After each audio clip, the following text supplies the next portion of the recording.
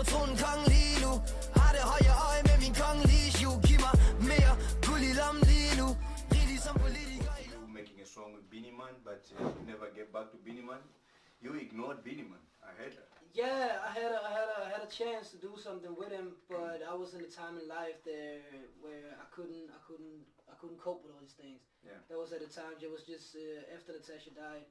There was a lot of, he was in Denmark a lot, and he was hanging with a lot of people that I know. Yeah. And it was like inviting me to the studio, come do something. But I was not in the right place in my mind at the time. I was like, I was tired and sick of it because of the thing that I was sound like Natasha. Everybody was, half of the people was congratulating me. Yeah. Sound like Natasha. The other half was hating me for sounding like Natasha. Yeah, but exactly. At the end That's of how the day, it is. everybody just want to get a piece of the cake because like. There was a lot of people who felt like they had a second chance with me coming out and singing like her, so that they felt like they had a second chance to jump on the boat and being on the bandwagon. For real.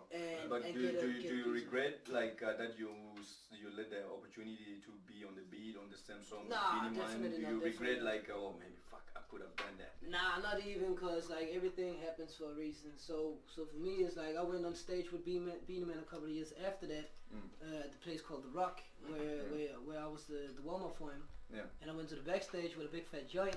Yeah. And he was like, I was asking, hey, because he didn't see my show.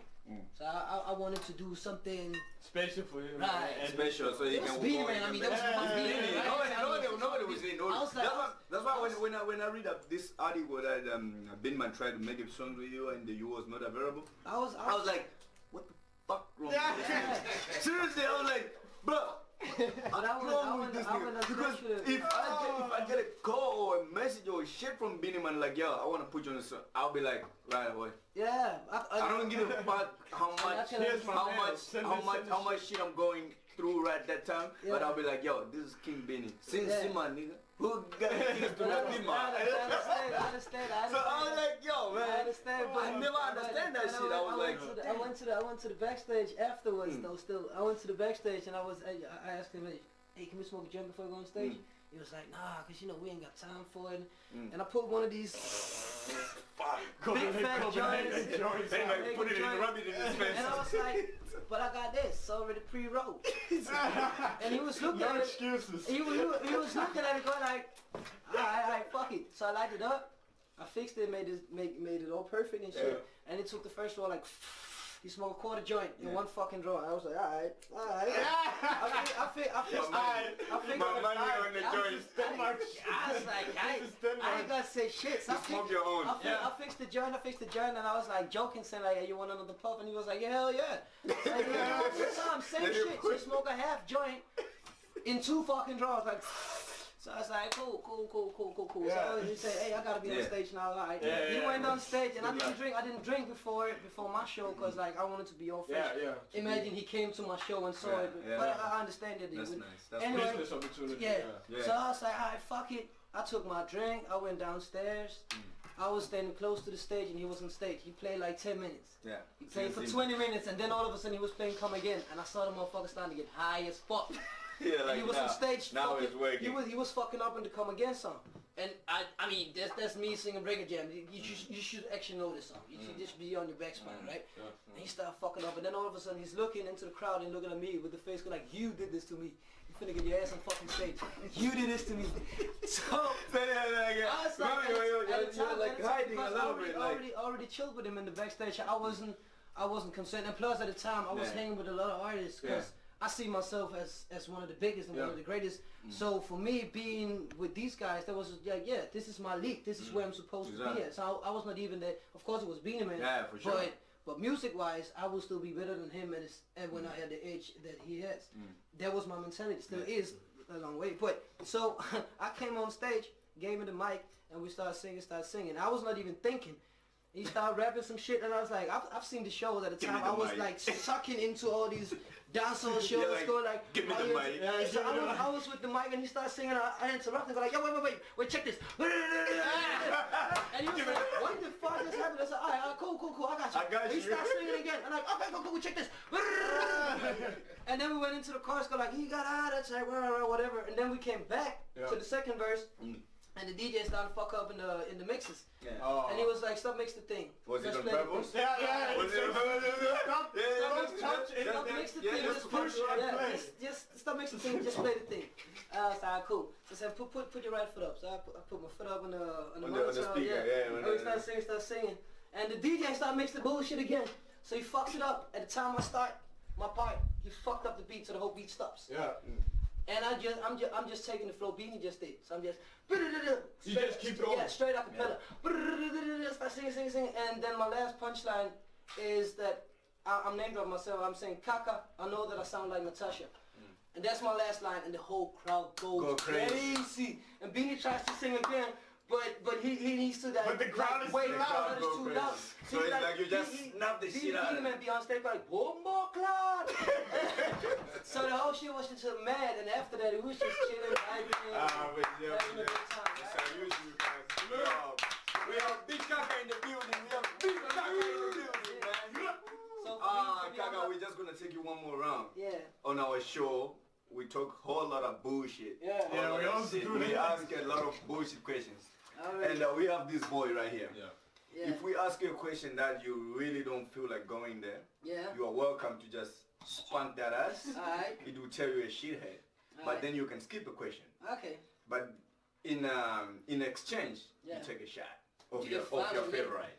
Man, I take a shot and skip questions and take questions and take shots. That's good, but just to let you know. So Yeah, before we if- go on, let us take a just shot. know that. Before we go on, let's take a shot. Oh, you wanna make me twerk? Yeah. Alright, Alex, let's get it. Are we allowed to smoke on screen? Yeah, go crazy. I'm I stopped smoking weeds and I'm smoking cigarettes. It's a bad Go habit. crazy. Yeah, we Don't can smoke too on our show, Kids don't anything, smoke whatever. cigarettes. No, I don't hope the kids watching this, but if there is kids, Don't smoke don't cigarettes. smoke cigarettes. If you have cocaine, you can make a mountain on the table. I'm about to stop one. On some Scarface shit, you know, like Scarface. Oh, yeah. You see that? Yeah, like, Blowing all that shit out. I mean, it is winter. So. Yeah, it's but you're warmed up. Get yourself All warm. right. Yo, with you guys. Yeah. Thank you for having me. Cheers. It's Anytime, awesome. man. And thanks for We appreciate you being here, man. Oh, yes. let me ask you, Yeah. Ooh. to go a little bit back too. Yeah. I know we need to get further, but I need to How know, we gonna go back? how did you meet Kaka? Kaka, what I'm talking about, I'm stupid.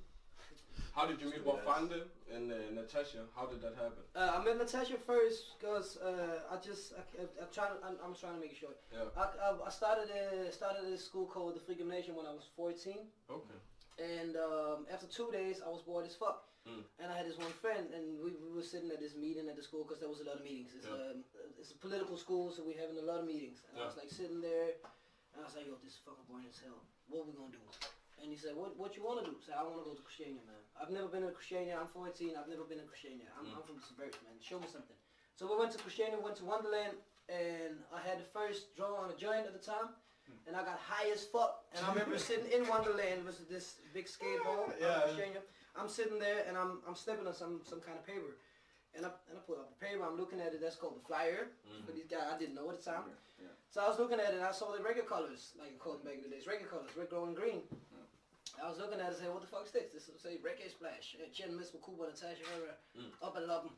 And I was like, what the fuck is Love this? 'em, okay. Yeah, and he said, this is a concert. So when is the concert? I said, this Friday. So we were having the intro party out at the school at the time. So I was like, hey, fuck it, we're gonna skip that fucking party and we're gonna go to this concert. I'm gonna text Makuba and make sure that we got like tickets. We were like 14 at the time. We were not supposed to. You're not supposed to go at places. I knew Makuba from like. You have already you always knew Makuba.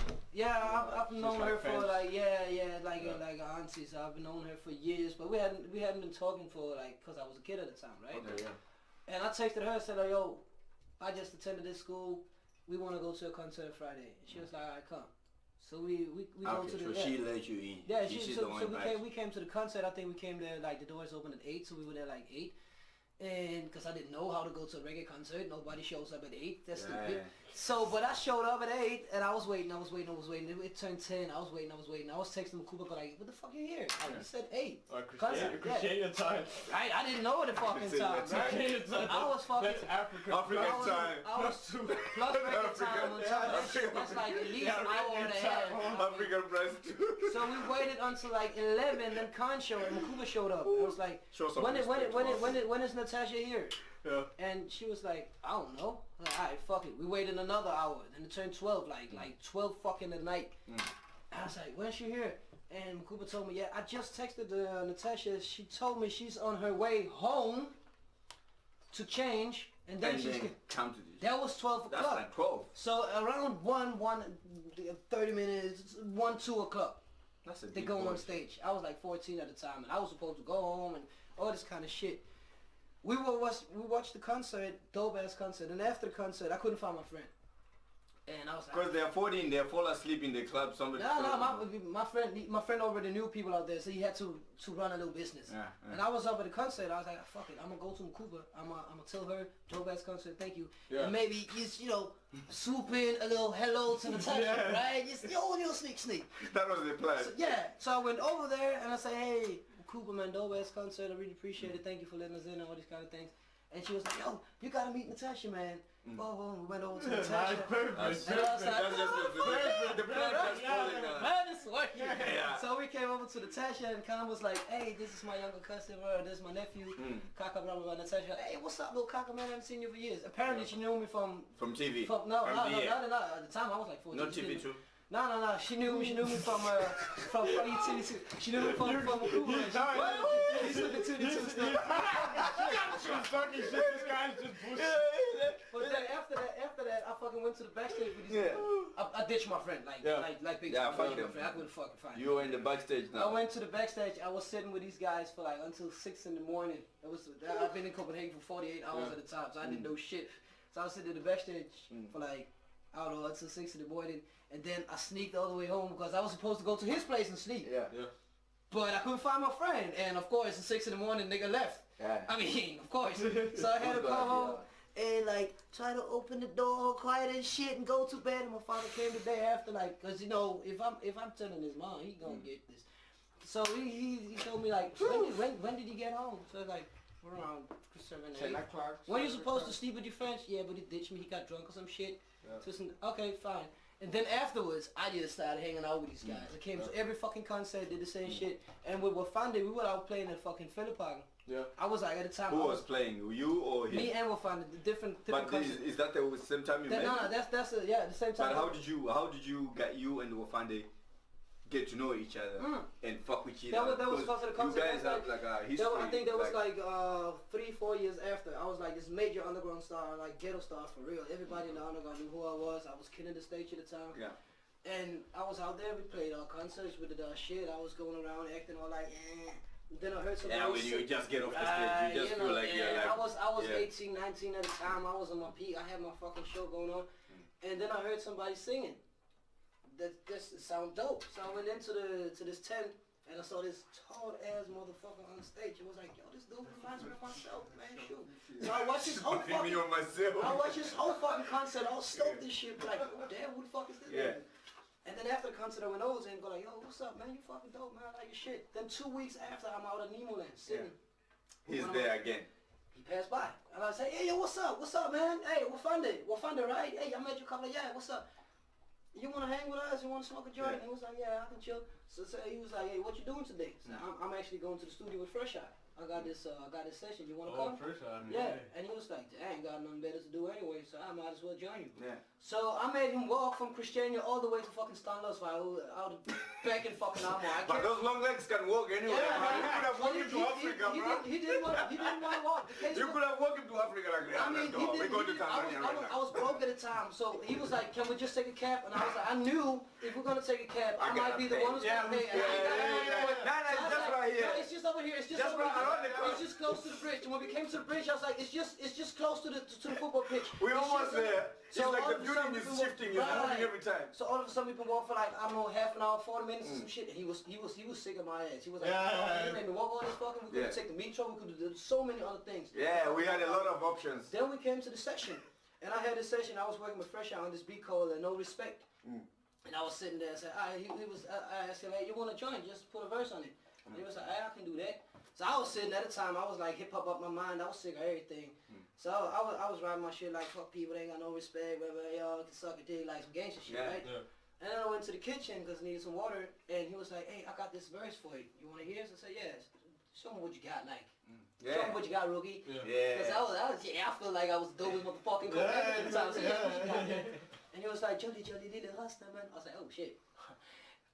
Is that the beat? That's the case. That was the second time I fucking met the motherfucker, man. Shoot. Oh, for real? So I was like, okay. That's legendary moment. I gotta change my verse a little bit. So I went back.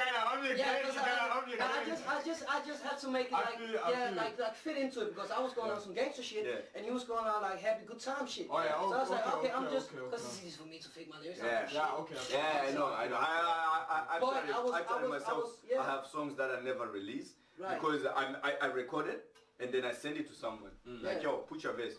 And then when he send it back, I'm like, nigga, what the fuck? You disrespecting me on my own vibe? Right. The fuck? You just killed me. Like, how the fuck you expect me to release the song when you just killed me? My best work now. So niggas will be like, yo, when are you releasing that song? I'm like, nah. I need to clear with them some beats and shit like that. I know exactly, like, you killed me on that beat. But the thing is, I went back into the studio. I was trying to change, but my mindset was so fucking mad and angry at the time because I was writing this gangster shit. So I had a hard time coming back to this happy, jolly shit. And I was smoking joints, and that didn't help for shit. It just got me more high and more unfocused. And then all of a sudden, he had his second verse, and I was like, oh shit. And he was like tripping me, going like, oh, now I just took your song. That was my song. That was my beat. That was my shit. Just like for fun. And I was like, fuck you, man. I love that vibe because that makes you go hard. It's like I was so angry at the time. I was so angry at the time. But I can imagine. I was sitting, and everything I came up was, nah, it's not it.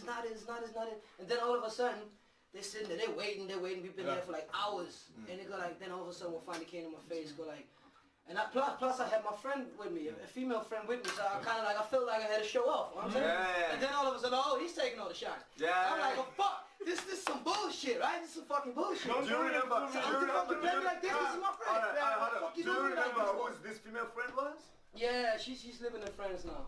Okay. No, was this something like you had a thing with, or? Nah, but like I just, I want to look good anyway. If I'm with the females, that time, that's that time. Right. I was like 18, 19 at the time. Of course, I wanted to. So he just booming. So I'm trying, and then all of a sudden he going up in my face, going like, "Maki matsmir, nara muda mai poli." And then the producer. Yo, what the next part we need to find out on the show. Next. How can you chill? If I heard my mind just fucking exploded. I got so fucking mad. And then the producer was like, hey, put that shit on the mic, record that shit. And then all of a sudden he had two verses and the fucking chorus. You forget that is your session. And I was like, what the fuck is this shit? They just killed me on my own fucking beat. This is my session. And I was so mad. I was like, they kept tripping me. The producer tripping me. Fresh Out was tripping me. And they was just having they took a piss on me. It should be. And I was like, okay, fuck you guys. Alright. I'm gonna make the most fucking positive shit you ever fucking imagine in your fucking life. Alright? Watch this. Alright, hold on. I got this. Alright. Vinny Sousa, Naya Cruiser, and I was like, nigga, this shit actually pretty fucking dope. So we got it's cute. I tell you, not even dope, but it's cute. And then we fucking because I've watched him performing that song. I'm like, I don't really understand the lyrics, but the way he put the shit together, the way you structured and the way song is I was so mad. So I took all my anger and just flipped it up 100%, like into a 360, right? Yeah. I just flipped the bitch and I said, fuck it. I'm gonna make the most positive shit out of my fucking anger that you can ever fucking imagine. Trust me. So I wrote this fucking whole verse. We recorded this shit. And I forgot all about the song. Then 3-4 months after, his record label was like, yo, this song's fucking dope as hell. We're gonna release this fucking song. And I was like, alright, fuck it, I'm here. I was calling with finally go like, yo, you sure you want to release this song? And I mean, this is your first single, and I know for myself, my first single is gonna be with me on it. I ain't gonna share my fucking shot with nobody. For sure. And I called him and said, I understand the pressure that you got from your fucking record label and all that shit, but I'm willing to just call these motherfuckers and say, hey, I don't want to have my verse in the song. Take my fucking verse off this bitch. If you want to. So you're not in the line, but and he was like, yo, for saying that shit, I fucking respect it, I fucking appreciate it. I think we should go with this fucking song still. Because we got something. And at the time we start vibing like brothers, because like we really understand that there's so much the same. You guys become like... How old were you at the time? I was 19 at the time. 19. I didn't even finish fucking school at the time. I was still in school. Cause I'm 20 today. Yeah. And I remembered you like being a fucking baby seeing you on TV. Well, how old you are? I'm 20. I was 19. I'm 20. I was 19 and I at the remember time. I remember myself being a baby seeing you on TV. Yeah, I was I was a motherfucker. This motherfucker's going Okay, crazy. actually, if you don't just know, you can be my son, though. Yeah. I guess. But the Oh, thing my is- daughter, she just turned 14, bro. How old are you? I'm gonna put you on the 32, bro. spot. 32. Yeah, put me on the spot. Yeah, you can do that. But that's just the African I'm age. turning 30 That's just the African age. My mom If you was say 40. 20, if you say 20, you must be 18, though. Because maybe you're learning a little bit of Africa way. Yo, crazy. It's like it's tripping like 2 years on traveling age, passport age, passport medical age. Yeah, these old niggas be like, how old are you? I'm 25. Nigga, 25, like 25 years ago. Fucking 25. I didn't ask how many years there was between 25 and your age. Yes. I'm asking your actual age. Nah, but so for real, still, so we made the fucking song, and then all of a sudden shit came out, and in the beginning there was like no hype about it, but within a fucking hour, I think it was a month or two, everybody was fucking singing along to that song, and I went to fucking meetings with like in a female group with these young teenage females who had anger issues, and it was like in this anger management situation, and I had this one female, and I'll never forget her story. She told me that on a regular basis she would at least punch 6 to 7 people a week in the face. That's dope. And like for sitting in the bus or some whatever shit. That's dope. But after she heard that song, she hadn't been punching everybody for 3 weeks. And stuff like that started to came right? And stuff like that started to pop up. So yeah, and I remember we was when I finished school, you know, here and then when we go this Did you manage to finish school with all this spotlight you had? No, at the time I didn't have the bitches, getting them joints, getting them at the time I didn't have the shit spotlight. like That was the funniest part. At the time I didn't have the spotlight. So when I finished school, we going on the ride, like we on I was in the gymnasium shit, so we'd be on this truck going around in the country, and we came to a Bloggers Plus, and Wafanda had a show, and the funny part was when we entered, when we arrived, there was like the same time he had the concert, so I jumped off the fucking truck, went on stage, and nobody from my class knew that I was making music because I already kept that on download. So I jumped off the fucking truck, went on stage, sang my songs, did my shit. And then afterwards, I was like, yo, I know you guys is moving on to the next place, but I'm not going with you because I gotta go to this MTV show. But thank you for the past 3 years. It's been a lot of fun. It's so joyful. All that bullshit. Have a good time. Have a life. I'm gonna pursue something different. So on the fucking date, and you know, the rest is history. Now I'm here 10 years after being still one of the dopest fucking artists. But do you realize that you are a legend? Like when you see kind of, but I'm not putting it on like a don't put it like don't take yourself. I see myself as a king. I grew with my responsibility, and I'm growing into a king. But you know how many years you've been in the game? Yeah, I've been in the game for almost 15 years. Like you can take a lot of these people out. You got more credits. You're a legend. I was surprised when you pull up to the studio today solo. That's crazy. I'm like, if it is other countries, you pull up at this interview like this, at a way out of town and shit like this, you will pull up with like 20 niggas. But I used to. So I'm even surprised, like you pull up solo on a download. That's gangster. But I appreciate, I respect that. But it's like, do you realize who you are, or you just like think No, like, I know, fuck but it, the I'm thing- just the thing me. is- the Like thing you is- do, you feel The like thing is, just a normal person. the thing is for me, when you have a king mentality, it's different. Because then you're living in a country, you're living in a situation with your life where you got so many people around you. So even though I'm showing up alone, I will never be alone. I'm always with somebody. I'm always there's always people around Lone me buffalo without me, soldier. right? Without me having a whole gang. For me, having a whole gang around you is also insecurity, because you didn't fix your fucking plate. If you have to go with like certain niggas, Listen out there, listen out there. You didn't fix your plate. Back in the days, I had like goons for days. I strapped motherfuckers, nice motherfuckers, all these kind of things.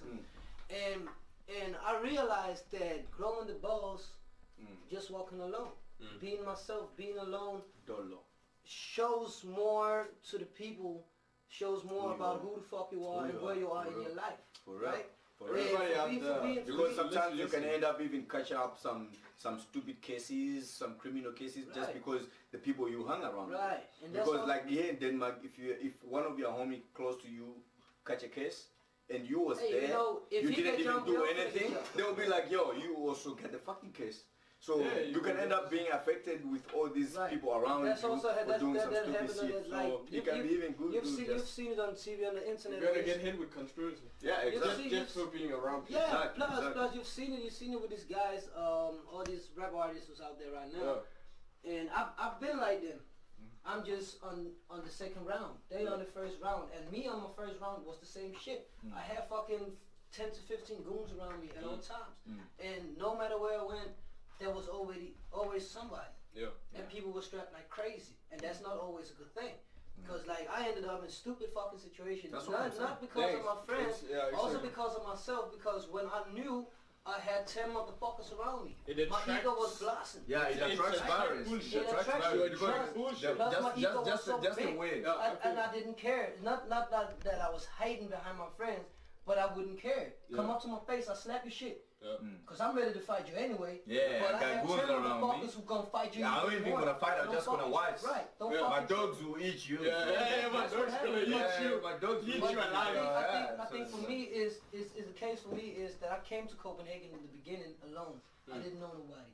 I was staying in the Blågårds place. You said, hold on. You said you came? I came to Copenhagen. But were you not born here? I was not born in Copenhagen. I came from up north, up in the suburbs. I Where came were you born? Allerød. Yeah, that's pretty much. Did I say it right? Allerød. Yeah, it's close enough. The tongue movement is also like but it's true. If you start learning the way of pronouncing the way you don't teach me, then you're a bad friend. Maybe I should get rid of you. The thing is, when I arrived to Copenhagen, when I attended school, I didn't know nobody. The first friend I knew was the. But were you also born here? Like I'm born in this country, yeah. But I didn't. I've never been in Copenhagen.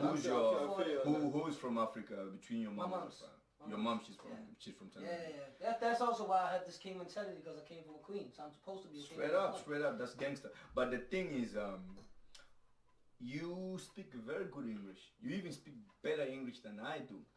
I think it's because I'm around people. And the thing watching is, too many movies. That's good. With subtitles. And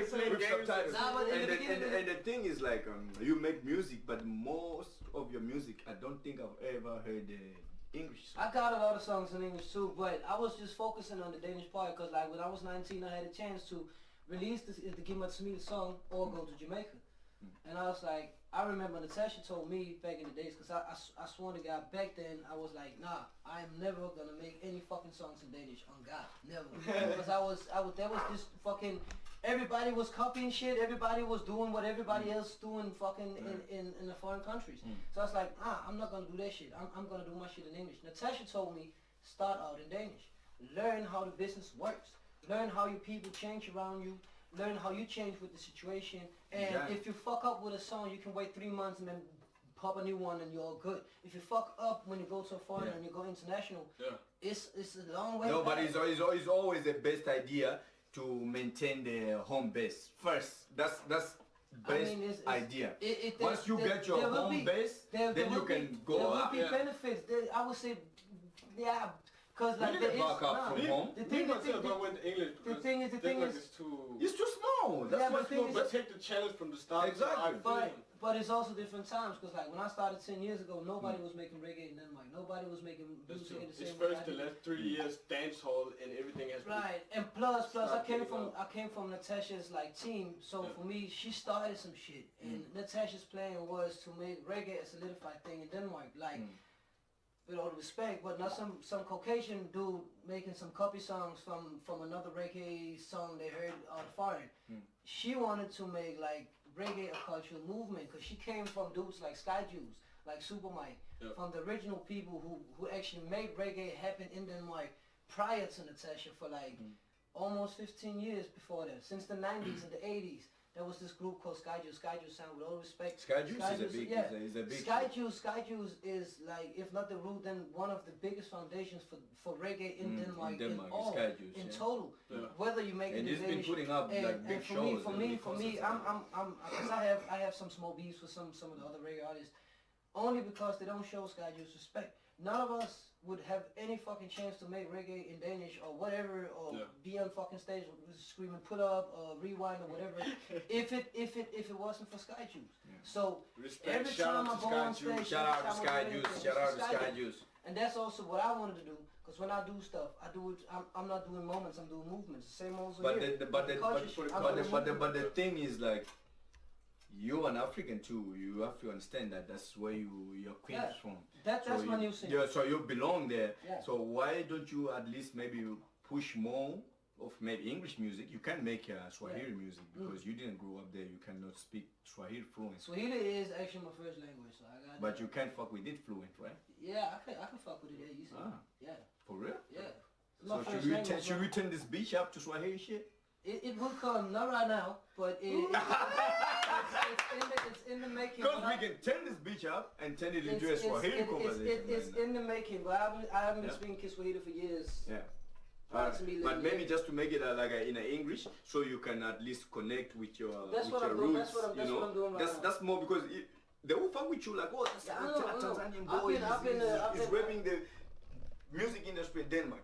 But they don't fuck with you in listening because they're not corresponding to the message. They don't understand the message. But the thing is, for me, is like, I've been doing this for so many years, and I took my time out causing my family. But before I even had my daughter, I already planned that in 15 I'm gonna take the time out, because then I've been here for certain. When I was in 2006, I told my friend, within 10 years, everybody in this country gonna know who the fuck I am. I might not be the greatest fucking artist. Bro, you are the great. Gonna understand who the fuck I am. You are the great. 2006. And when we hit 2016, I was more than fucking solidified. Yeah. Right? So I stick to my own plans, and like when when 10 years has passed, you gotta unplug yourself and find yourself within all this bullshit. Because I came from something. I had to work with the legacy of Natasha. I had to work with that shit, and had to build that foundation for reggae to be a proper thing in Denmark. A thing for people from the culture, right? So I did that shit, been doing that shit already, so now I can make my vibes, right? And in the beginning, you couldn't even fucking sing reggae songs in Danish. Everybody was like, oh, what you doing? Yeah, I'm making reggae. Reggae? The fuck you mean reggae? Yeah, but it's in Danish. What the fuck you mean Danish? Yeah. First of all, you're making reggae, which is fucking retarded in this country. Second of all, you're doing this shit in Danish, and you're singing fast as fuck. Exactly. You stupid, you screaming pull up, blah, blah, what the fuck is this shit? So I spent 10 years trying to integrate people to understand culture in its all. And now I can make the next my girl from Norway, 2 years ago at 420 at Christiania, she made an interview with you that actually never got out, but I saw it. And you were talking about that you actually, a long time in the start of you making music, you were actually writing on English, translating it to Danish. I couldn't write in Danish in the beginning. All my songs was written in English, and then I translated. I had this song called Hurtigere end dem, which is an old song, and it's about being faster than the police and all that shit. That was actually a freestyle, because in the beginning I was singing with the Jamaicans. I didn't learn, that's also my English, is what it is, because I didn't learn any fucking English in school. Yeah. That was because I had stupid teachers, so I didn't learn anything. But when I was like 15, 16, I started. You think the teachers were stupid, or? My teachers were stupid. Danish school teachers. That didn't work. They had too many rules. You have to be. No, don't diss them. Don't diss them. I think there's more clever kids.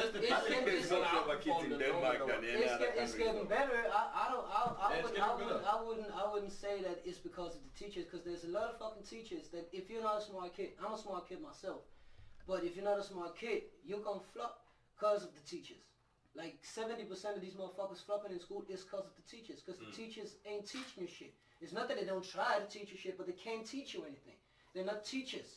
They're just people who are getting paid for being teachers on the fucking label. I fuck with you on that because but school education is the key still. Because I've seen some cases like you drop your kid in school, and then they're doing some stupid thing, and you're trying to like, yo, you can't do this, and the only answer they're gonna give is like, yo, but I went to school to learn to do this. You don't learn. But you just learn in school, but that's not how it happens. You know, like in real shit, in real life, this is not how it's supposed to be. Let us take that topic about, let us go in depth with kids, because what you don't about that when we talk about school, kindergarten and things like that. Exactly. It's proven. They are having more time with your kids than yourself. They're having more time, yeah. They're having more time with your kids than yourself. I've been with my kid for the past 3 weeks now. Yeah. Almost 4 weeks. Cause of this whole corona, whatever. And I can see. Is your wife, girlfriend, or baby mama caught some corona or what? No, not even. It's just because she didn't have to attend school. She's living far away. Yeah. But because she didn't have to attend school, I put her at the time, because then it's online anyway. And then. But so how do you manage to maneuver around? You're a busy guy, doing music. You have a kid. You're doing a whole lot of gang shit and all interview shit. How do you maneuver that? Because maybe you can just give game to some people that are watching our show or listening to our podcast, just to like just break it down. Like how do you go around? I have a really good family, and I have a great moms who's always there for me. And shout out to the moms. Who's always there for me, and that's also why I can make the interview that I'm making today, because my mom's having my kid. And nice. So now we're gonna give a big shout out. I will shout out Mom. Let's take a shot for that. To all my black queens out there. Are you sure? But that's also. Should we do this one? Yeah. Let's do another one. Akiroya. Oh shit. But yeah, it's. But the question still stands. How do you maneuver? How do you go around all these things? To be here at this place, like also playing when you're playing, it's like maybe sometimes you have to be at night in the club or shit like that. You can bring your daughter and shit like that. Yeah, I can bring my daughter to most of the things. For real? Yeah, I was just at the studio this Tuesday and I brought my daughter too. No, what do you mean like when you're out performing? Like performing at night. Sometimes like we having this like this interview, we have smokes, drinks and shit like that. Yeah. It's like it's your own risk if you bring a daughter. Of course, maybe we say we don't give a fuck, but we give a fuck because we have our kids. We don't want to put them in the same situation like that. So how do you like move around? How do you maneuver being an artist but being a dad? And being a dad at the same time. I think it's easy because I took the time to be around my kid. I took, like I said before, I took 5 years out of my life to put my family first, which I would always do. If my family needs me, I don't care what the fuck I'm doing. My family first. And that's what I did. I had my kid out of the blue, was what it was. But I didn't care. I was like, alright, my kid didn't ask to be here. Yeah. And that's also the case that a lot of males don't see, is that your kid didn't ask to be here. Yeah. So stop hating. Even your baby moms can be the biggest fucking dick in your head. We all know that. Everybody got them kind of baby moms. It is what it is, but your kid didn't ask to be here. Exactly. So be there for your fucking kid, no matter what the fuck it takes. Would you be there for your mom? You better tell that shit. You better tell that shit to your parents. That's the case. Because those stupid baby daddies, they need to hear this. Be there for the kid. I ain't saying it easy, but if you show the responsibility, it will make sense in the end. And even for me, I had my rough years. Definitely, that was not easy. But I took my responsibility, and now when my kid's growing up, she understand that dad took some fucking bullets for this shit. And I would do that at all times. And it's the same now. If she needs me, I'll be there for her. At any fucking cost. I don't care. But now she's that old, so it's easier for me to bring her. That's also why I can start doing these interviews. Because she's 7. She understands what's going on, and she understands who the fuck I am. She's been with me for many years now. And these kids today, they can sit on the corner on the sofa, have an iPad, and watch Let some us shit. cheers for dads taking So cheers to all the dads that are doing their great job out there. Great queens. Black queens out there. But it's hard if you make it hard for yourself, it is hard. But if you put your kid first, it's easy. And just remember, it's the first 5 years. Just be there the first fucking 5 years. Most of all. Because that's the time where your kid you learns. develop and have a for real. connection. How was the first time that I don't know how your situation was, but how was it like when your baby mama called you and was like, I'm pregnant, or how was the situation like that? How were you? To be honest, I was. How old were you? Let us stop there. I think I was. Before the dick grow hair? Almost. I think I was like, so she said. We got this beautiful son. Beautiful boy if you want to skin that. No. I think I was like 22, 23 at the time. That's okay. And the thing is, I was at it. I got her in 15, a year and a half after she was born. Out of the blue, I got a call saying, we need to talk. And I feel like we ain't got shit to talk about because I know what the fuck I'm saying. You know what it is. You know what you have just delivered. You know the message. I took my responsibility. I called her back and she said, yo, you're the father of the kid. And I was like, all right, fine. I'm gonna get back to you. I need to understand what the fuck just happened. Yeah. Cause like I was on my way to the studio. I was almost going out the door. Yeah. And then I saw the message. I called her and talked to her for like a half an hour, 45 minutes, some shit like that. And then after that I was like, shit, I just became a fucking father out of the guy. Was it like I need a DNA test, or I'm sure I'm sure it's he knew that he run the shit. I knew. There is some point you knew that I ran the shit. The worst part when I was 6, just jump back a little bit. When I was 16, I had a friend. Yeah. So he told me, yo, you out there dick swinging and doing your dumb stuff. At one point you're gonna have a kid. Dick swinging doing your dumb stuff. You're gonna have a kid. And I told him, man, if the kid ain't popping out with the fucking afro and blue eyes and the fucking talent, ain't shit mine. Yeah. And then a couple of years after, motherfucker pops out with blue eyes and afro goddamn talents. I like, oh fuck it, I already fucking knew. Cause like, be careful what you wish for, right? Yeah, exactly. But of course, I went up there and I took the DNA test and I did all that shit just to make sure. But I was like, this, cause I don't like kids like that. I don't, especially not at that time. I didn't like kids. I was on my pop shit. Yeah, exactly. I was on fucking TV with my fucking underpants. Yeah, you were doing your thing. You still do that. I see you on Instagram posting some sexy ass motherfucking pictures. Do this shit. I'm like, what? I still with this nigga. It's now. But I got better. But at the time when I started 15, I ended 14 being on national TV with these scarves saying free Gaza. Being on national TV, going like, free Gaza shit, and everybody was like, no, he can't do this shit. Fuck you. I went on fucking kids TV, flipping the bird and shit. I had a shitstorm coming my way.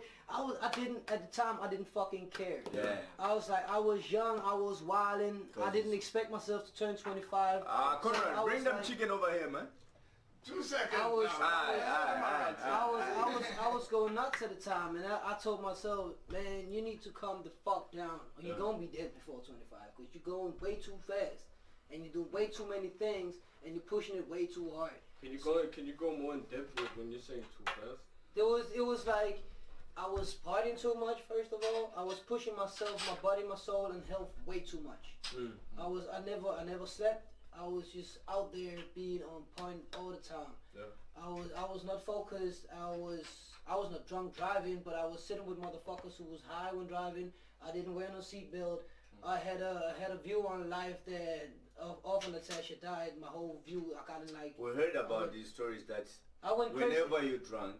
Nah, but the thing is, you don't give a fuck about taking a taxi. You even ride your own bike. I don't care. And you can't. Yeah, we had a rumor about it. Yeah, I don't know. So we're like, how the fuck you do that? Like, and before you answer, I also saw a post from you that you reposted from Wafanda a couple of days ago, where you talked about that your nose was straight, and Waf was like, your nose is never gonna be straight. What is that about?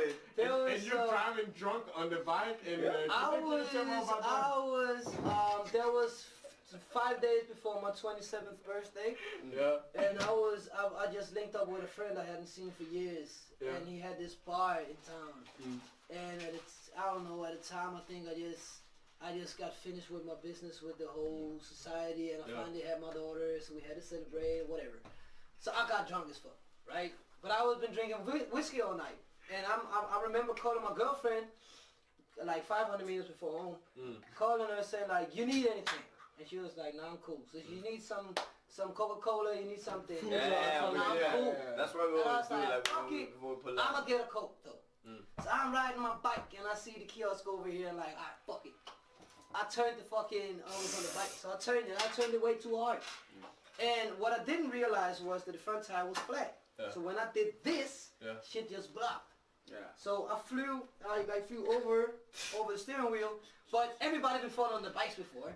So I started to make, everything turned slow motion. So trying to think how to make this. So what I did, I was doing like this turn in the air. I was like, alright, fuck it, I'm gonna hit the ground, I'm gonna fall on my shoulder, I'm gonna roll over. Cool. But what I didn't realize was at the time they were like fixing the road. So they had like this big ass concrete fence in the middle of the fucking road. When I did this to just land on the fucking on the driveway on the fucking concrete, I didn't see the concrete fence. So instead I did this rolling and I went on top of the fucking concrete. Yeah, that's your white boy. My head. That's your white boy nose. With your head. With my head. So I smashed my head into the fucking concrete fence and I blacked out. I was like literally floating in my mentality. I was like literally dead. I was floating and everything was dark. And I was like, nah, I can't be dead. Nah, I can't be dead. Not today.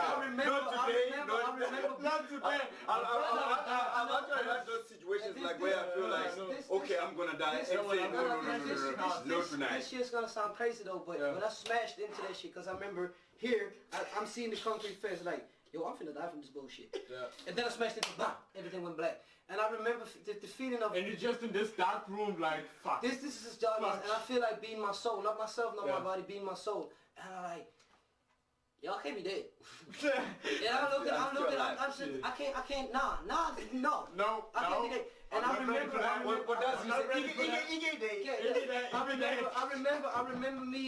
remember me begging to whatever situation I was in, like, yo, I know I fucked up. I know I played my cards wrong. I know I've been dancing with the devil, but I swear to God, if you give me this one more chance, just give me this. I will fix everything. That's also because of the EP. That's why the EP called One More Chance. It's like, if you give me this fucking chance, I swear to God, I'll be good.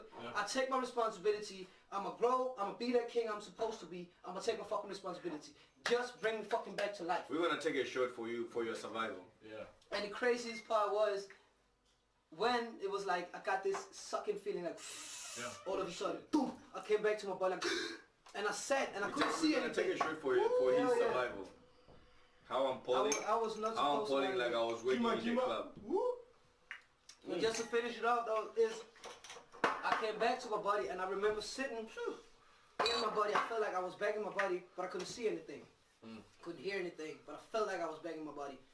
And then within 10, 15 seconds, it felt like hours, felt like ages. Within 10, 15 seconds, first the nature came back, and then the concrete came back, and then the person who was in front of me going like, to try to shake me back to life. Have you ever been in a car crash? Yeah. Is it the same way?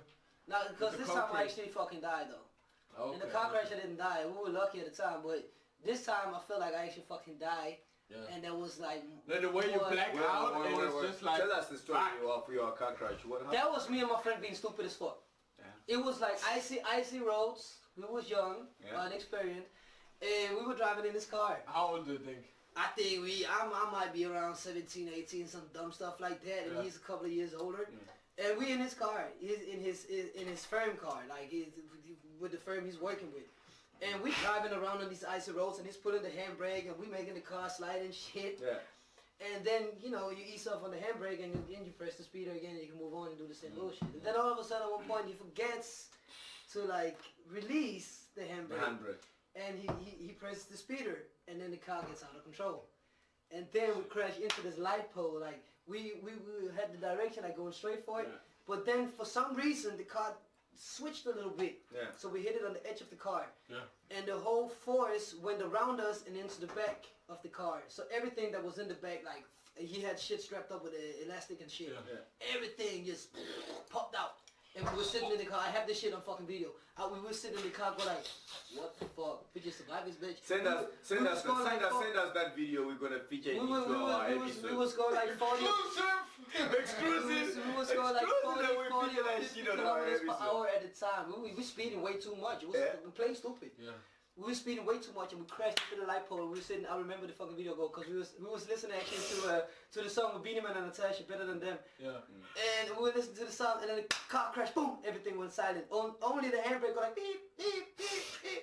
And then we're sitting in the car like, oh shit, we're still alive. I remember me saying it on the video. Oh shit, we're still alive. Oh, you were filming everything. Yeah, because I was filming us going in the fucking car though.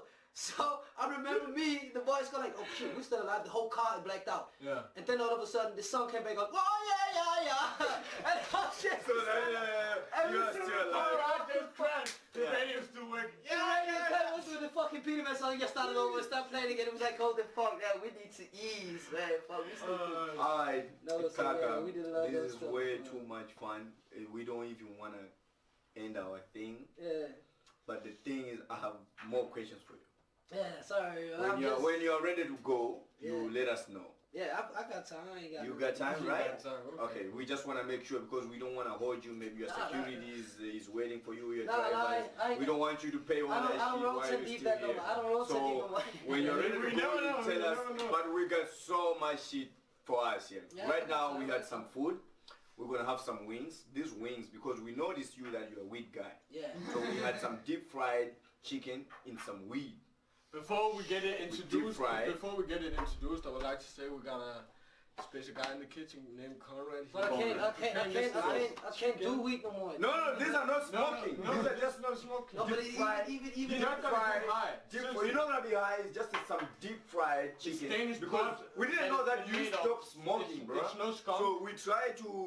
It's not skunk. Okay, let me get the little one then. Let me get the little one. Brother, seriously, you're not gonna get high. You're not gonna get high. It's get just like a. I It's not from. I didn't even take one puff.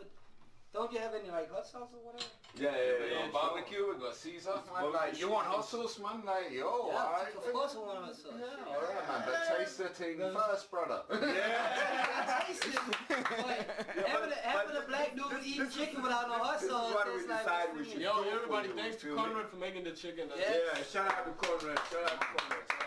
Alright, now, man, like, I'll leave some napkins here on the side as well, man, because it's going to get mad hectic, man. For real. I'll put them on the backside. Your English is too tight, Conrad. No, I'm Cora. Alright, You hear that shit? this is the first time in 6 months. Yeah. But I'm having Brother, weed in my system. I promise you. alright. I'm not even curious. I promise I you wanna from test the this heart, thing and- you're not gonna get high. You're not gonna get high. Weed It's is just just a used as a good, Just like I can't be afraid. extra I told myself that I needed at least 6 months of weed, and I'm on 6 months and 12 days. So I mean, We're trying to create our own brand without getting, because we get food, we have got offers from other burger shops and pizza, whatever, to deliver, but we'd like to have our own thing that we should fuck with. So that's why we come up with this, and Conrad just come with the very best idea of doing it. did you have any hot sauce? Or no? Yeah, I'll get you some hot sauce. He wants some hot sauce. So take it back to the show. You was I don't know how you work, but do you work independent or do you have a record label? I'm actually in these days I'm working independent because I quit every work situation I was in. That worked. Thank you. Also like that will work. I mean, but I quit working with my management and my record label and all these things because I feel like I could do better for myself. And I've been in this game for years. And I've been working with a lot of motherfuckers through these years. Awesome. And I have a lot of people around me too. But for me, having a management, especially in all these corona times too, I'm doing a lot of work myself. I'm putting, without giving the same. without saying nothing bad about your. No, it's not even. It's previous just manager or because, something like you see me here, I'm rolling up alone. I'm doing a lot of stuff alone. I got a lot of people that I know, and I like to support. Like my shirt tells, I'm from the culture. I'm supporting the culture. I'm doing everything. Is that your own brand? Yeah, that's me and my baby brother made my own brand. For the culture. For the culture, that's We the got case. any website? We did that shit. We got the culture for the culture. For the culture. Well, how can you tell the people how we can find So we're this? gonna put something in the description Yeah. so you can go and We order. got an Instagram. We You got go on all of that shit. we got an online shop called For the Culture. Okay, can you say it like how people can find you? You go on Google or you go on your website and you search on fortheculture.dk and you will find it. You can go on Instagram, search on the same thing for the culture. We show the fucking brand, and it's our thing. And off of that, I made my record label called Culture Sound, which is a thing that I'm building up now. Okay. So it's nothing big still, but I made it in the end of 19. So I started like for real working on it since. Is this the first time you announced about your culture record? Nah, not really, cause I'm. You should have just said yeah. Nah, but I mean, come on! Come on! You should have just said yeah. The thing is, you can actually find interviews where I'm saying this. I would be lying. I'm not lying. But for the people, but it is one of the first times. Yeah. If I can say like that. But for the people out there, if you wanna join in on Kaka's journey on his label and everything, we're gonna put it in the description. Yeah. And if you wanna buy his clothing brand, go in the description. And guess what? Go follow the artist in this Corona time. And guess what? He didn't say, but next time you see us on the show, we're wearing that shit. Yeah. Either we're gonna buy it ourselves, or he's gonna surprise. He's gonna sponsor us. We're good. Right now we're working on some new. Oh, what time it is? What time it is? It's champagne time. Champagne time, baby. I'm afraid there's a lot of gangsters here. I hope it don't pop like a bullet. Like Hey, I'm gonna be dodging. I hope it. Gotta pop like Smith and I know what's up when you hear. Get down. I'm gonna take it nice and easy. I was actually in LA one time where I had a chance to take a couple of shots with a Magnum. 44. Yeah. That was fucking insane. Yeah. Now after shooting with that bitch, I understand why people can kill people so easily. To be honest, it's almost. This is fucking stupid. This fucking insane. No, I'm not gonna say this shit on camera, man. I'm not gonna. What? No, say something. Say something. We're gonna take this off camera. Alright. I'm gonna make it. Keep talking. I'm gonna say my shit off camera. Trust me. That's I'm gonna make it nice and easy. Yeah, go for it. Go. Yeah, baby. Oh, Dutch. Too many gangsters in the building, so I have to keep it sexy. Sexy and classy, baby. Yeah. Now, but I went to LA one time with this dude called Micro. Micro? Yeah. It was crazy. I already know that. Micro has been my artist. Yeah. I already know that when you say you went to LA with Micro, I know it's trouble. Yo, fuck you, Micro. I love you, brother, but I know it's party and funny shit. That was a lot of fucking fun. I swear to God, I was what? 21 years and 3 months at the time. I was so fucking. You are very good at memory. And because that was the craziest fucking time ever. I've never been to States before. I've never been to LA before. And we went there. Alright. And we landed. At our show, we have to pop some. We have to pop some champagne. Yo, cheers it up, man. Cheers, guys. But yeah, if you haven't been in LA, go. That's fucking amazing. We was there for like 4 hours. We went straight to this place. I didn't realize at the time, but I understand it afterwards. There was a trap house. But we came there and there was like 4 freshly newly painted Cadillacs parked outside. And we came inside. We were sitting chilling with this dude. Apparently he's some OG producer, whatever. Didn't know, because I'm stupid. So we were chilling, having a good time. And we've been there for like an hour. And I'm asking the stupid question, I don't know. But I asked him, so what's up with the beats, man? What's up with it? We've been here for hours. And it's like, everybody's silent, looking at me, going like, oh shit. And then it was like being in a fucking movie, like a gangster movie. Everybody's silent out, like, looking at me. Yo. Who's on the phone? Two lives. My bro, English. You have to say, at the moment, we need to talk English. We got Kaka in the studio. What's up, my Bristol baby? What's up, baby? What's up, baby? I'm just talking about a trip to LA one time, right? I'm talking about the 2 of us going to the first place. Remember with the Cadillacs and shit, the trap house. Yeah, I'm just talking about us sitting there and all of a sudden shit popped off like for real. We've been there. Well, we was in LA for like 4 hours or something. Yeah, what was the name of the dude? Sugar Free. Yeah, Pimpernel, Sugar Free Pimpernel. Yeah, OGs, yeah. Yes. Hey. OGs, right? OGs, right? Bring the camera close.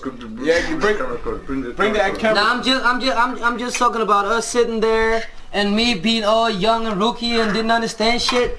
And all of a sudden, this dude asking me, going like, hey, what you do when you're in the studio in Denmark? So, hey, we need some girls and we need some weed. And they brought out the jars of weed and they brought the pussies, all these hookers and shit, right? Remember that?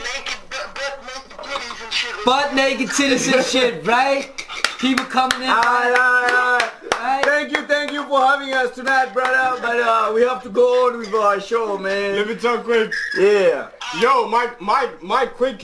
You on live right now on the radio? Let me hear quick. How was it to be in? Yeah, let me hear how was it to be in LA with Kaka. That was a lot of fun. I'm hearing that was a lot of fun. I'm hearing that was a lot of fun. Can you tell some secrets? Pull up some secrets. Pull up a secret. What? We're giving you 1 minute to come up with a secret.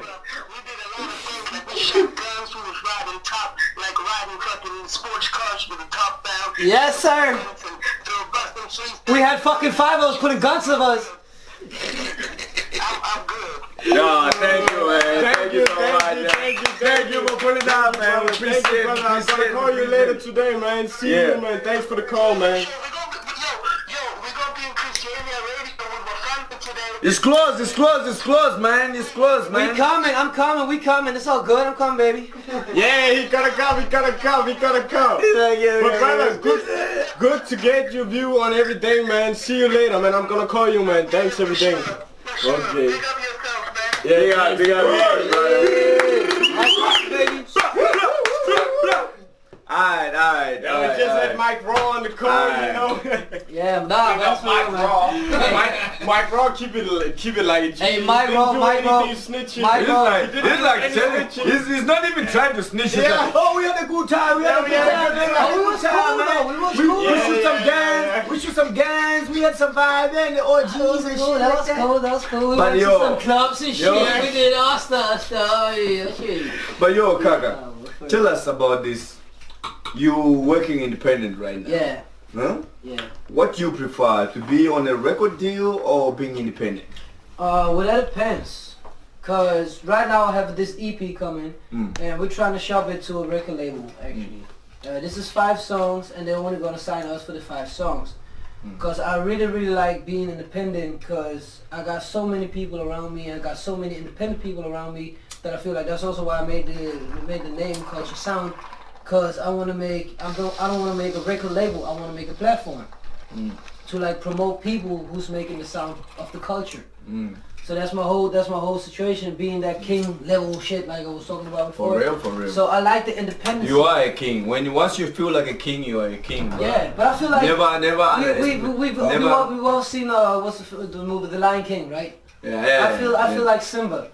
Like I've been out. No, the thing is, I've been out hanging. The real king, right? Yeah, I've been out hanging in Christiania for years. I've been hanging with Timon and Pumbaa. I've been eating them fucking. But how are you connected to Christiania? Like, I feel like if you have to be part of Christiania family, you have to know someone. Yeah. From either you have to know there's someone from inside. Yeah. Or your father, your mom, your brother, or somebody else have to bring you there. How did you get connected with the family? I think I kind of like grew up in Christiania because like. Do you know anybody like who's family? Without putting out names, I know. No, you don't have to mention names, but how did you get yourself in there? That was off of the night up in Lubbock, over Christiania. Because then I started hanging out. Plus, I was living in the suburbs, and when you're in school, sometimes you get these reasons where you don't have to be attending class for like 1.5 hours. Yeah. But I was living 45 minutes away from school, so I couldn't go home and come back in these 1.5 hours, right? So I went to Christiania. Yeah. And I started hanging out in Chris. I started hanging out in this place called Moonfisher. I hang out there a lot. And I was hanging out in the streets. Because when you're hanging out in Moonfisher, when the police is there, everybody from the streets go. What's Moonfish? For the people out there who doesn't live in Copenhagen and don't know Denmark. Yeah. Moonfisher is a cafe in Christiania. It's a nice and quiet cafe for elder people. Like you got Nemo Land is for the youngins, like 15 plus. And then you got Moonfisher is like 25 plus. Not saying that you can't come to Moonfisher if you're younger than that, but Moonfisher is more the place you go there for coffee. You can't buy alcohol. Is that the first one when you just came in, right? No. If you go in and you walk through Pusher Street, and then you have like Nemo Land on your right hand side. You gotta go to the left instead of going straight. Then you go to this cafe called Moonfisher. It's a little in the back. It's a really dope place. I was hanging out there for many years.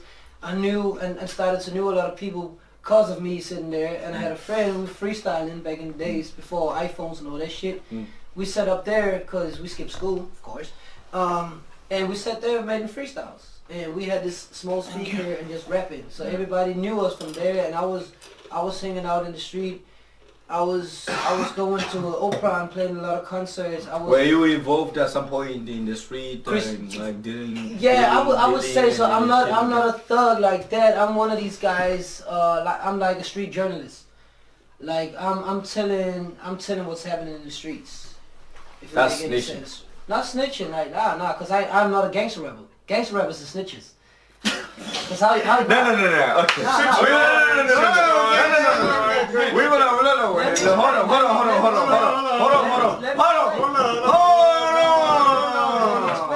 Hold on. Let me explain. You got this, right? Let me explain. Okay. Cause if you're a gangster rapper, it says it's in the name. How you a gangster rapper? The first thing you learn being a gangster is hush. So how you rapping about being a gangster? Right? I'm a journalist. I'm like Ice Cube. I'm telling you what's happening in the streets. I'm not dropping any names, but when the police come to our faces and no reporters or any media is going to tell about how to beat us up, how to treat us wrong, how to stop us for wearing a hoodie, walking down the street, ain't nobody going to report all this shit. I report about that shit in my songs. I'm telling everybody about all the fucking, bullshit that we're going through. So you are a street politician?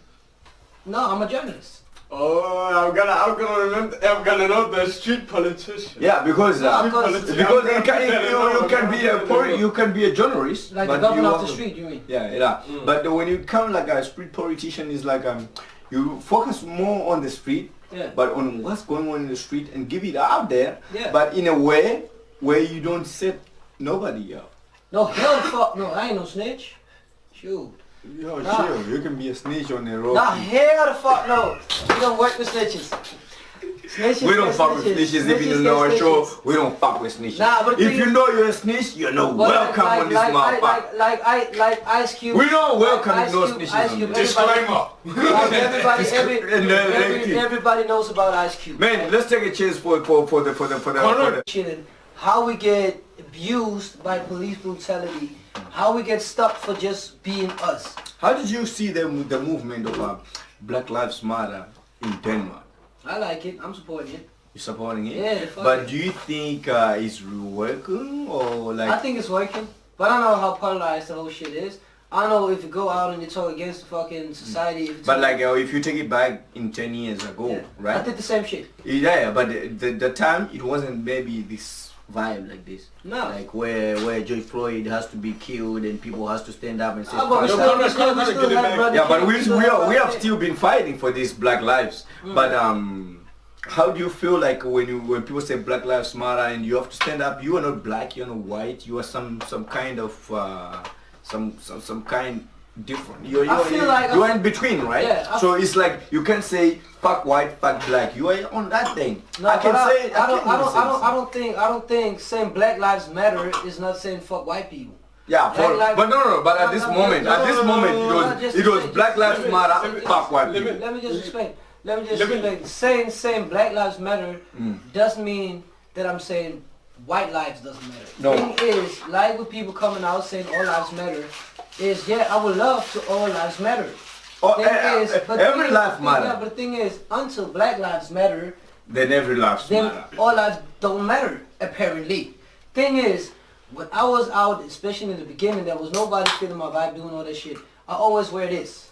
African necklace. I've always seen you with and the African necklace. I'm always wearing an African necklace. I've always seen you with the African necklace. And that's why we respect you. See, like, for real. If I have to show up, I have the for the culture shirt because that's what I am. I stopped using the term called black people, brown people, African people. I don't use the term anymore. I use people from the culture. Because apparently the whole world came from my culture, came from the African culture. Everything and every fucking situation we got in this world came from the African continent, right? So apparently I am the culture being an African, right? And plus I came from an African queen. So I am the seed of an African queen, right? So I can say what the fuck I want to say. But do you consider yourself as a... I consider myself as being the fucking possibility for the unite and the unity. Cause I have the chance, like Bob Marley did. Bob Marley's half black and he's half white. He came from a black queen still. His father's white. Yeah. If you look at Bob Marley, you would consider him being black. He as black as me. Right? My case is, I have the possibility, being a half and half, to talk to the white society and talk to the black society. And I'm taking the beat from the black society for not being black enough, and I'm taking the beat from the white society for not being white enough. Right. How do you work that thing out? How do you work that thing out? Can we go in depth with that? Cause I'm gonna speak as a you can see me. I got the same fucking skin tone as Kaka. I might be a little lighter. Nah, bro, you don't even fucking know who you are, bro. Let's just leave it out. Yo, there. shut the fuck. This nigga 1 minute he's gonna text me like, yo, nigga, I'm an Asian, nigga. I'm like, yo, no. Asian. This like, I'm an African, nigga. I'm like, yo, nigga, you ain't an African. He's like, no, but my mom is a Danish, nigga. I'm like, not Asian. What I'm gonna ask you about is, how is it? I'm gonna ask you. I'm not fucking. This guy's keep on calling me Asian. I'm from Zimbabwe. I'm African. I'm not no Asian. But let me tell you. I let him in. I gave him a visa. I gave him a visa for that. I'm gonna ask you as a mixed race person too. How is it to have the feeling of that you are, you having both sides, and like you said, when you go into Africa, you white. But when you're here, you black. People don't even consider you Danish. People don't respect you as Danish.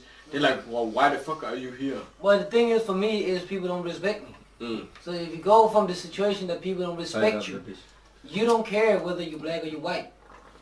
But I care because I've been listening to a lot of bullshit. And if every time I have to turn on my TV and I see people from the culture being placed as poor people with flies in the faces and all this fucking bullshit, you're making a half true. Same shit, cause I'm Muslim too. My mom's Muslim. My father converted, so I'm Muslim too. And every time I turn on my TV, every time I read my newspapers, it's the same fucking bullshit. Being a Muslim, you're supposed to be a terrorist, right? And I'm sitting from the day I was born to the day I'm living. My kids the same bullshit. I got my hair, I got whatever. And I'm listening to the same fucking bullshit. You get tired in your fucking head. What you need to do for yourself, you don't have to pick anything. As a mixed kid, you got a chance to understand that you are the next movement. The next movement will be people mixed up in the end of the day. So what you got as a chance, as a possibility, is take the responsibility to do something with it. And if I'm living in a country where my black people, my cultural people, my Muslim people, whatever minority is treated unequally to the rest of the majority, I gotta speak up. I don't care what color you got. I don't care what religion you got. But if you're the minority and somebody is treating you unfair, I'm gonna speak up. You can be a hobo in the fucking train, people treating you like bullshit, I will speak up.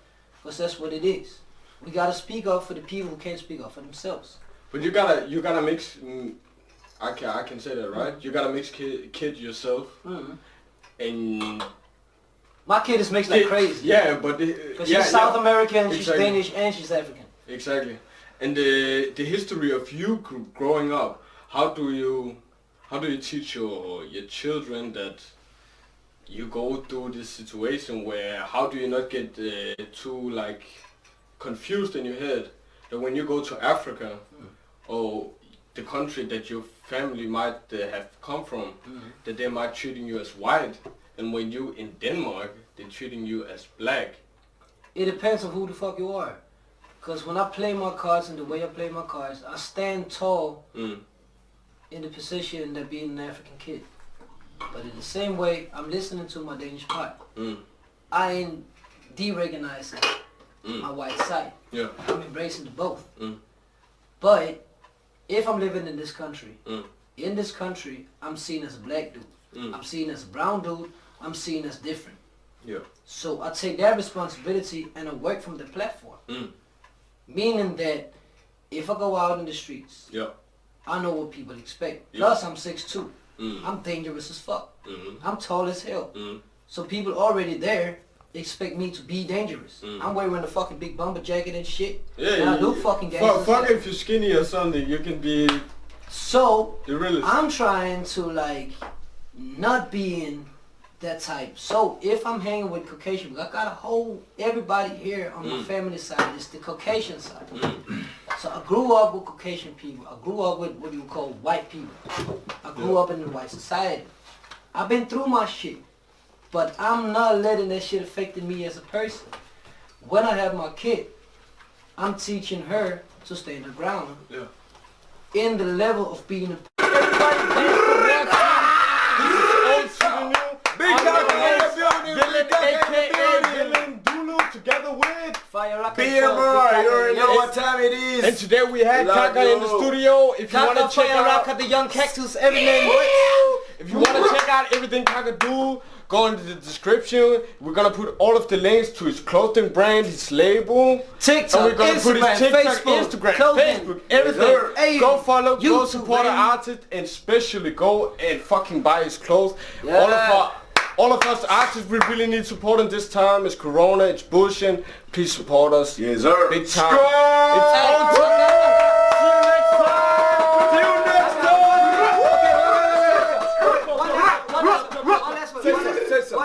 I'm gonna this. I'm gonna say, yo, don't support the movement. No, don't support the moment. Support the fucking movement.